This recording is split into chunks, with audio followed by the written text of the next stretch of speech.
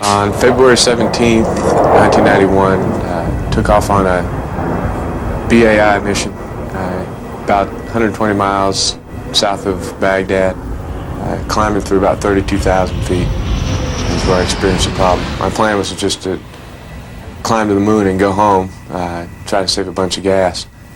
But I felt a bang in the engine. You're leaking tons of fluid. It looks like gas. That's why I'm wondering what your gas is. Okay. It's all coming out right where the hook meets the engine. Copy.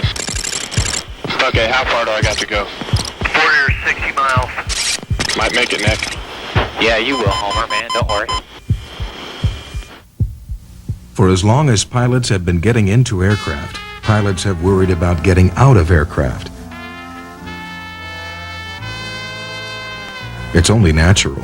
The newness of flight, of seeing the world from above the world, forced the pioneers of aviation to consider possibilities mankind had never considered before. As far back as Leonardo da Vinci, the idea of floating safely down from above has fascinated theorists. But with no place to descend from, designers made little progress. The coming of aircraft inspired experimentation. In those days, every flight was a test flight. Whether the aviator was a careful scientist or a moonlighting longshoreman, the result was usually the same, a crash landing.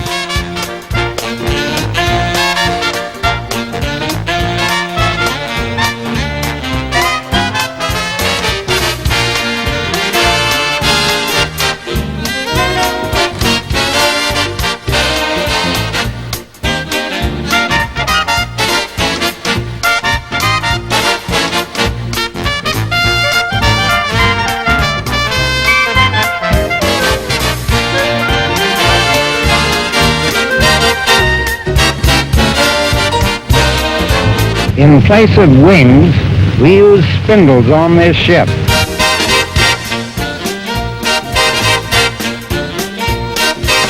The large ones are the main lifters.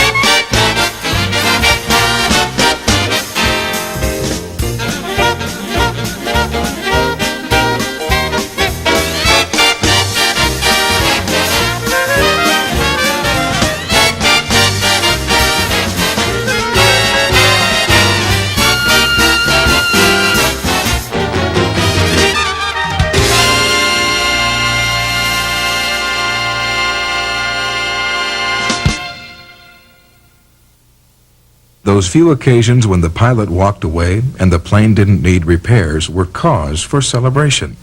But there was a serious side, and as tragedy after tragedy piled up, engineers started thinking about getting the pilot safely out of the aircraft.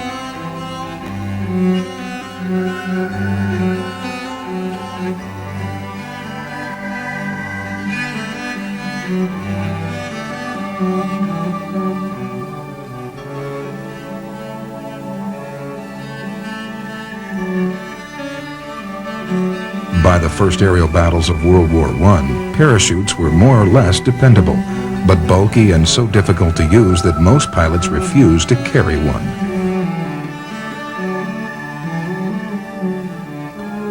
Attitudes like that made the relatively tame air battles of World War I among the bloodiest in history.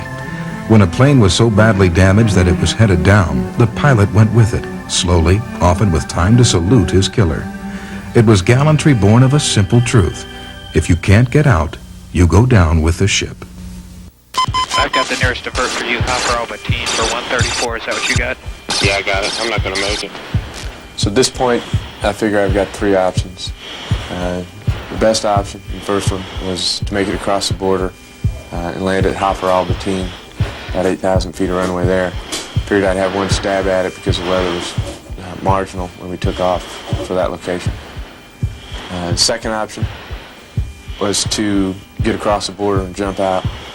Third option was to ride this jet out for all it had and then jump out and take my chances there. Is this all the airspeed you can get? That's it, man. Well, I can dump the nose, but I really don't want to. I want to keep this wind going for me. Yeah.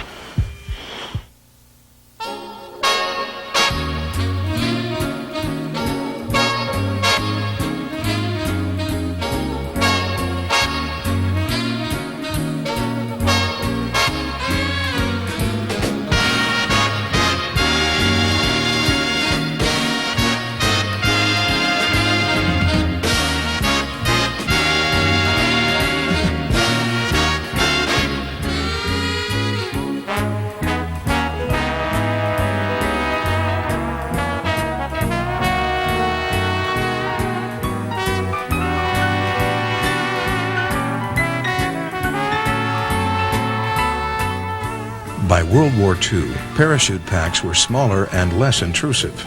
The planes themselves had fewer wires and struts to work around. In smaller, single-engine planes, a pilot had to remember one thing: evacuate to starboard so that the prop wash would carry the pilot away from the plane's tail rather than into it.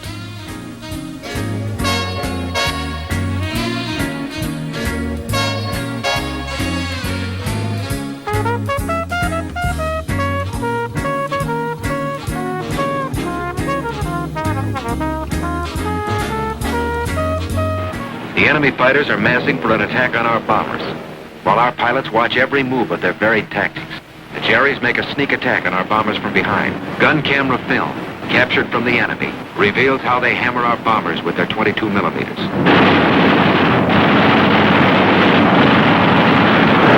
This one had half his tail shot off, but is still going ahead.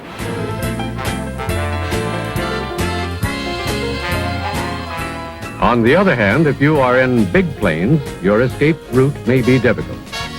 The manner in which a pilot or air crewman bails out is dictated by the necessity of getting clear of the plane, the position of the escape opening in relation to the tail structure and other aircraft parts.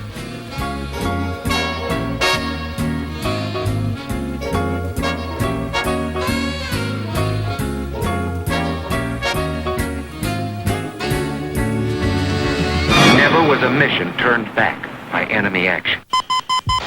You know, Spikey, if you need some more lift, you might want to throw your flaps down. 5-3, borders 55 miles. Copy. They're going to hang out for a little while next. Okay. So that's when NAC really took over on the radios, coordinated for the SAR, coordinated to make sure that we had the Eagle still there to cap us, and that they had search and rescue. I understand you've got choppers in the air. Ben, do you want choppers? That's affirmative. You got better scramble them now. Roger. Vector them to where we're going to be.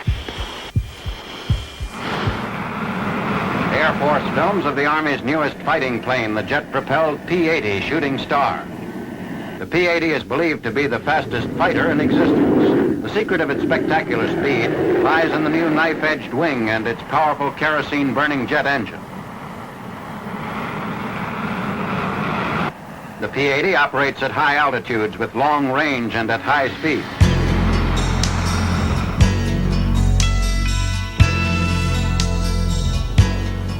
Every advance in technology brought pilots new opportunity and new unforeseen trouble. Jets so increased the speed of flight that ejection seats became mandatory. There was simply no other way to get safely out of a speeding plane.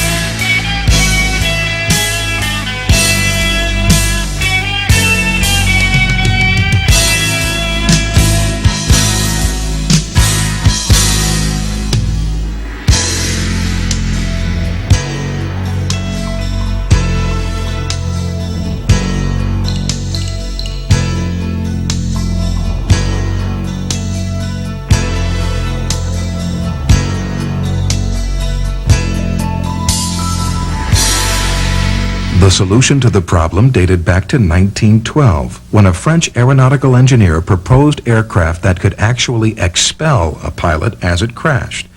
His simple idea? Have the cockpit built in the barrel of a cannon and pull the trigger when something goes wrong. Understandably, pilots weren't quick to embrace the technology. It took 30 years of rocket sled and animal ejection tests before pilots accepted ejection seats.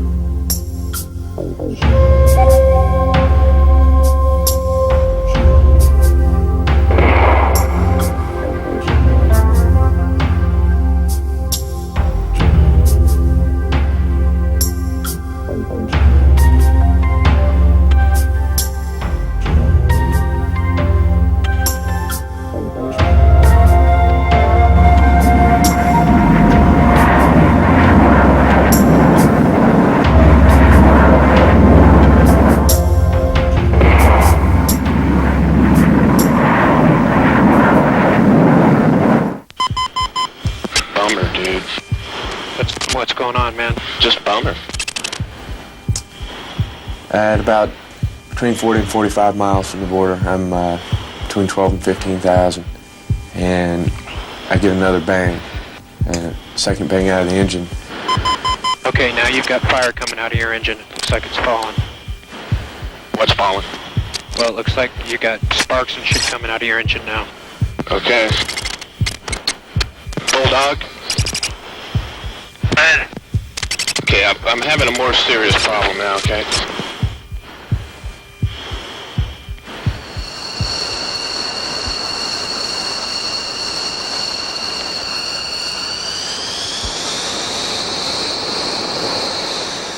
Sitting on an explosion once unthinkably dangerous became part of the training of all pilots of high-performance craft.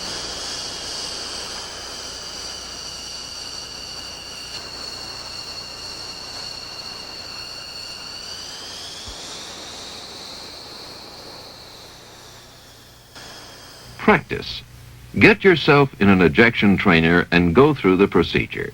It's been calculated that you can't get yourself positioned and pull the D-ring or face curtain to the canopy jettison stop in less than a second. The practice may save your life at that moment of truth. The human form ejected into a 600-mile-an-hour airstream slows to 250 by seat-man separation.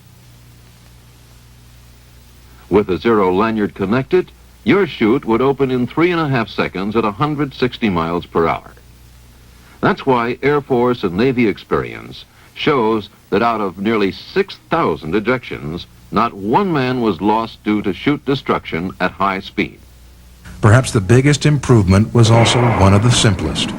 The explosion that blasted a pilot out of his plane was replaced by a two-step acceleration. The result? Fewer broken backs and more successful ejections.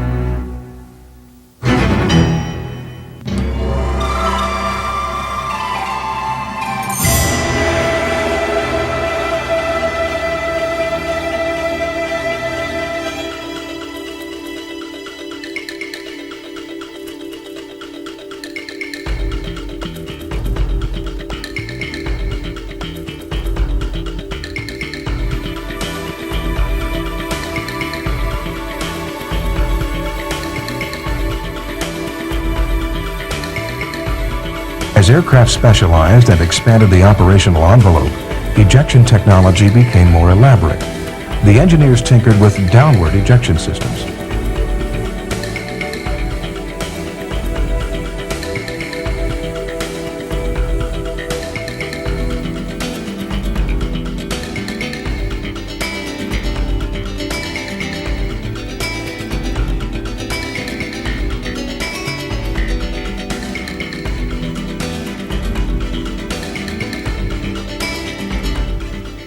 Capsule ejections, where the whole flight deck separated from the plane and floated down on parachutes, made some sense for large aircraft. But pilots never liked the helplessness of ejecting while still strapped into the cockpit.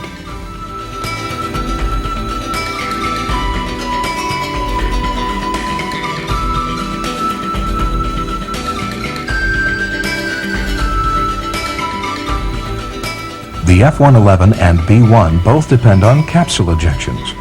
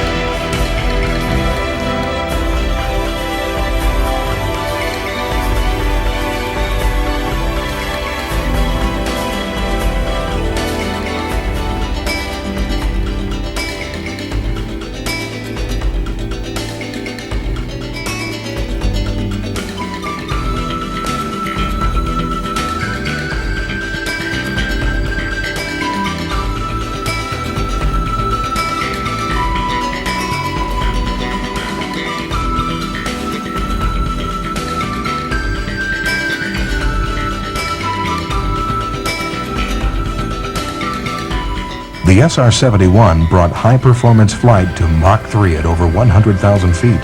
The SR-71 ejection system required a windscreen and enough bottled oxygen for a 15-mile free fall.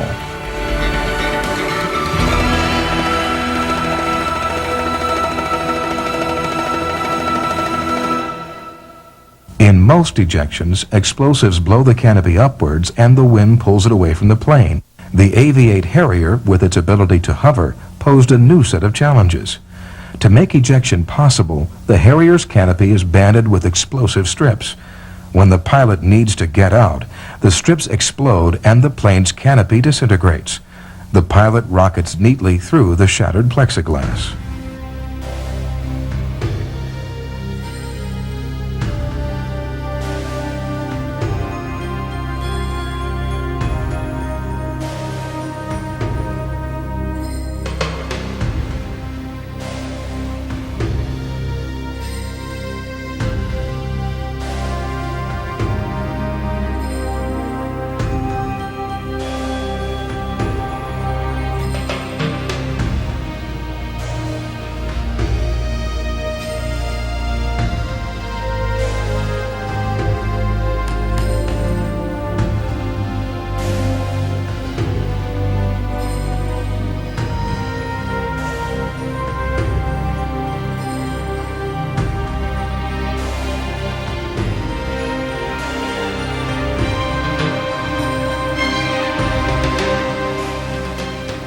Escape at low altitudes usually succeeds only when the aircraft position is straight and level. Now, an exploratory development program has found a promising solution. A system that puts the ejection seat into a vertical upright attitude automatically. A pilot can eject safely from an inverted aircraft 50 feet above the ground, or at deck level in a 90-degree roll.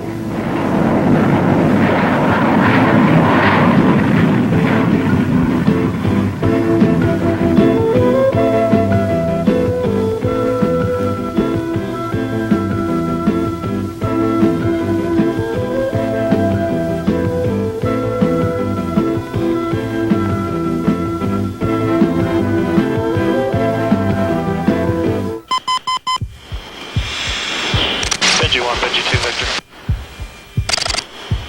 And Benji 5-3, if you could squawk emergency, please. You got that, Spike? You want me to do it? Yeah, I got it. I don't know if that's such a good idea, is it? I don't know.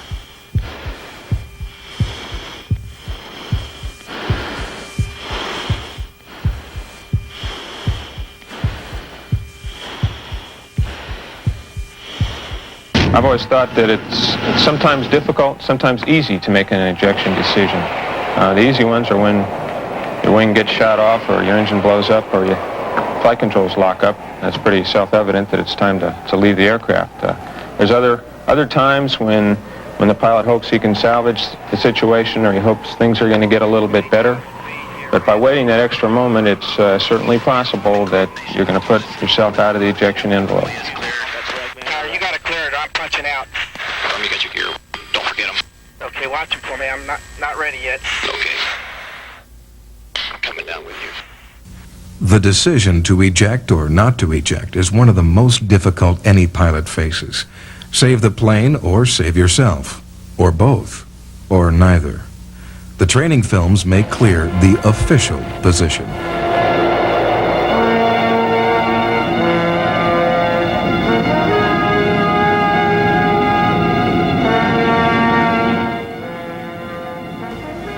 One of the biggest causes of fatal ejection is delayed decision.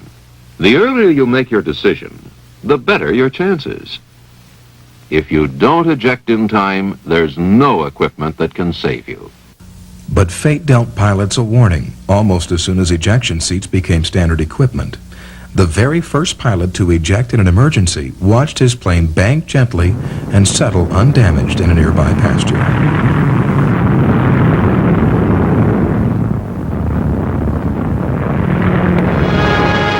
Until the wings fall off, I always say. Of course, that makes me a hot pilot, but so what? You can't fly an airplane straight and level all the time.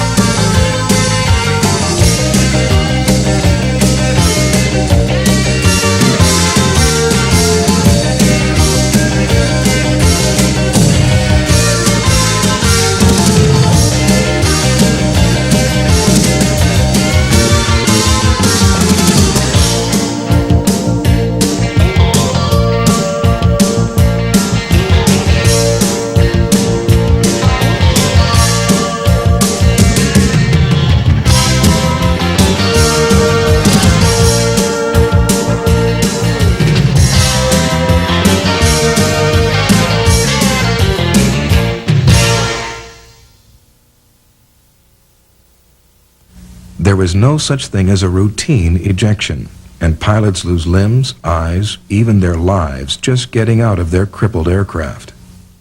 The equipment's got the capability to get you out safely if you make use of those factors under your control. Know your equipment and procedures, and know them well. Make your decision early, so your actions will be positive and correct. So I figured, well, it's time to really get going here. Cleared everything off my legs, tightened down my lap belt, made sure everything was clear out of my way. Mac, you tell me if you see any fire. In general, the ejection sequence can be divided into 3 phases: pre-ejection, ejection, and post-ejection.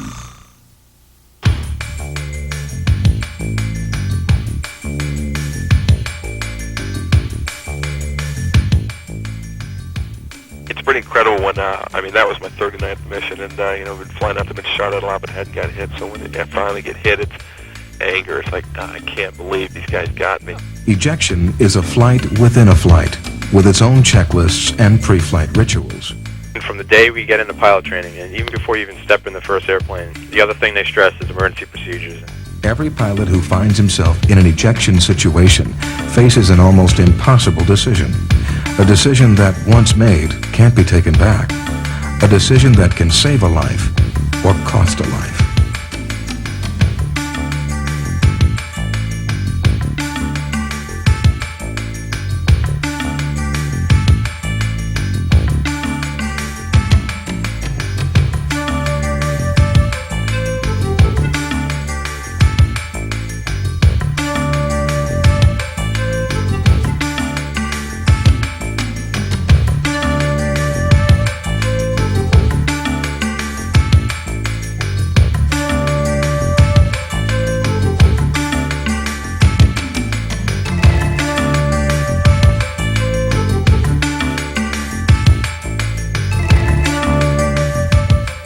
I'm looking at all these lights lighting up in the cockpit, just going, there's a fire light. I've always wondered when that thing would go off, and then I confirmed it was on fire. And people asked me later, what were your caution lights saying? They're all the yellow ones. I said, hey, I had so many red ones going off. I didn't really get too concerned about the yellow one.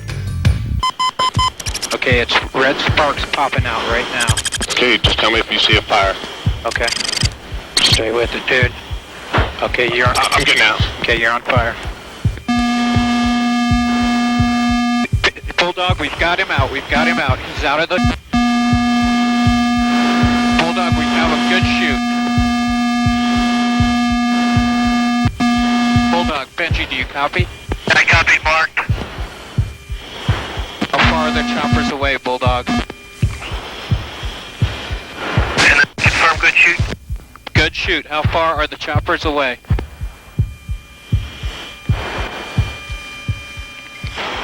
Good shoot. We've got him out. We've got him out. Good shoot.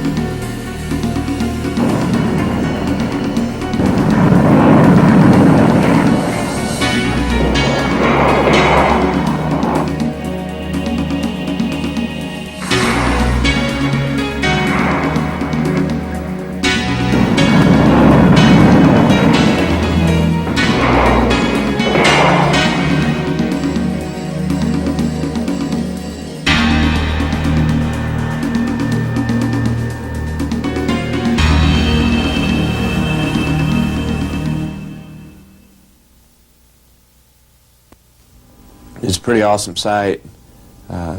Once I got in the chute, to see an F-16 come out from between my legs on fire and just keep going. Apparently it went for about 8 miles before it hit, still on fire. I could see around me places where the Iraqis had previously set up camp. Looked like light infantry. I could see where they had built fires and they were well dispersed. So that led me to believe that there were people there not long ago. Made the landing, and then I find myself all alone on a place that looks like the moon. As the rain came, it started pretty light and then got really heavy with lightning. Had some strikes that were really close to me. That concerned me most at the time because I'm holding this radio with a big antenna on it. So the first hour passes, I hear nothing. I would monitor the radio to see when I heard people overhead, to see if they had anything to say to me. I clicked the mic a few times just to let them know I'm still down there. Then the second hour comes, and it's probably the longest of my life.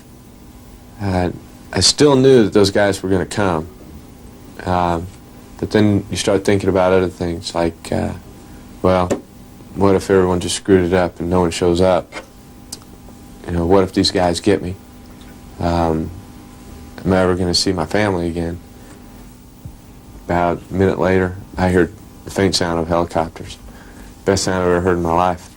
I'm holding my strobe because I don't want them to land on me. Next thing I know, I get a face full of Black Hawk helicopter about 20 yards in front of me. As it turns out, they land about what they said was 25 meters from me, and I'm on the ground with my back to them, hunched down on the ground because rocks, sand, everything is flying. I'm holding my strobe up with one hand, yelling on the radio in the other. That I told them, hey guys, I'm staying here till you come get me. As I came out of my crouch, I get a face full of this big Special Forces Army guy. He's got his night vision equipment on, and he is just packed with firepower too. He grabs me, and I tell him that, hey, I'm Benji 5'3", because I had no contact with him. I just wanted to let them know who I was. And he asked me if I was okay, and said, yeah, let's get the hell out of here.